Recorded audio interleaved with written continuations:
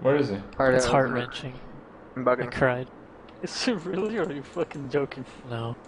It Yes, sucks, that's how you actually. do it. Dude, I fucking hate, what's his name's face? Choster's face. Oh Greasy man, Asian. you'll love the interview then. Alright, I burned the thing. I burned Like, it. he's always mad. Got him in position. Oh! Fuck, it's cool. Wow. Oh my god. Death number 8. Oh DNA. Kripp down! What? Kripp got one shot. I got one shot by the ground slam. Oh my god. Coyote, look what you did. Oh yeah. Wow, dude. They were the one that decided to fight Kole. Dude! 5k armor, 3600 life. What the hell am I supposed to do? I thought there was no way I was gonna get one shot. Like, no way! Back at the perfect time. Kripp went away for you. So, I died. Yeah, kinda sucks. It really sucks to throw away an advantage of playing a lot when a new league comes out, as I did when I died when Open Beta came out, though that was like, you know, a week and a half after. But, yeah, still really sucks. The initial push is really what allows people to get that rolling economic advantage going, but, you know, I think I'll make it through. I'm a little bit sad and a little bit surprised that I died the way that I did. You know, prior to this, although I was only level 69, we had already done several maps. We already have done Brutus in the map 2 or 3 times, and Brutus in the map is only 1 level lower than the Kole boss, which I ended up dying to.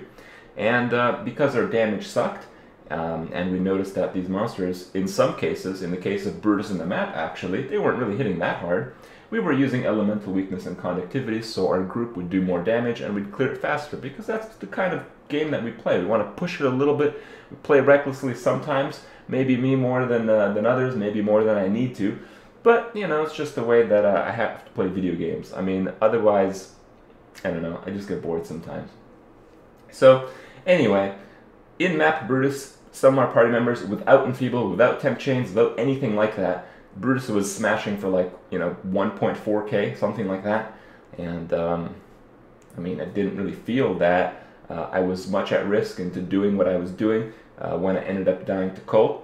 I mean, I found out the hard way that Kole actually, his damage wasn't really nerfed at all, which is kind of an issue if you really think about it.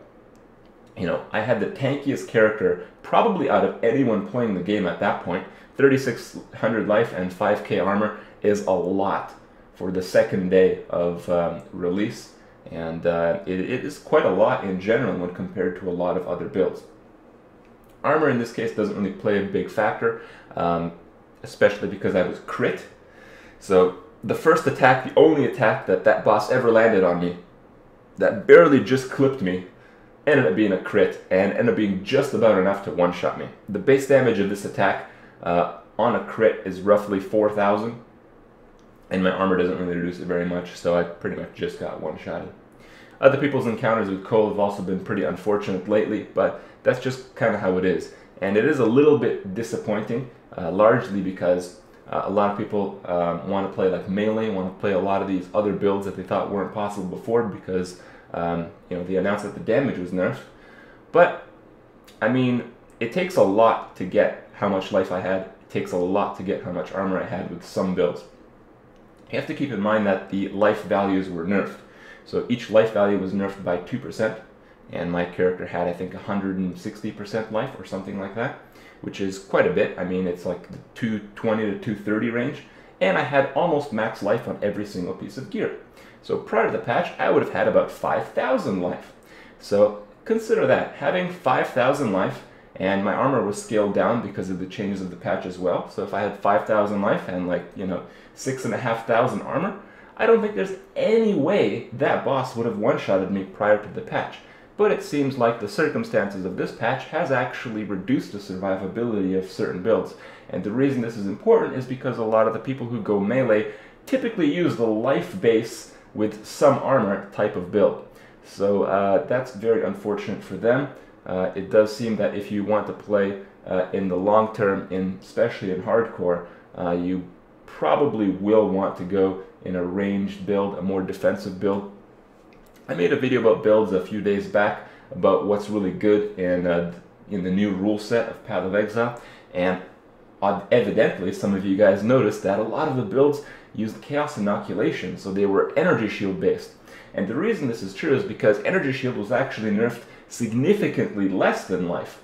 So life was nerfed, one, because combs was removed. Actually, the only reason life was even close to ES was because of Comb's Heart, which is a 1000 life chest, which is no longer available in the new leagues. And the other fact is that the life passives were nerfed, while many of the ES passives and many of the sources of energy shield were not nerfed.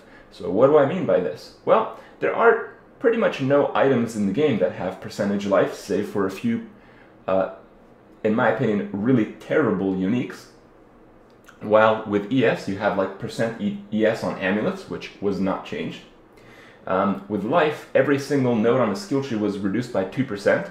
With ES, some nodes were not reduced at all. Some were reduced by 2%, but others weren't touched at all. Like the CI nodes, they weren't touched, and some of the other nodes were actually buffed. That's a pretty minor thing, but what isn't minor is the fact that a large contribution to the energy shield pool of any ES-based character comes from the large amount of intelligence that the character has.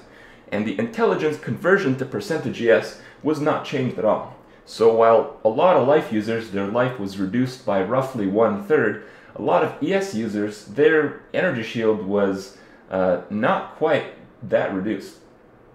And because ES users already have the advantage when life users can't get a Comb's Heart, it pretty much makes a situation where to survive an endgame, you have to survive the big hits. You have to, one, anticipate them, but every now and then you get unfortunate and get hit.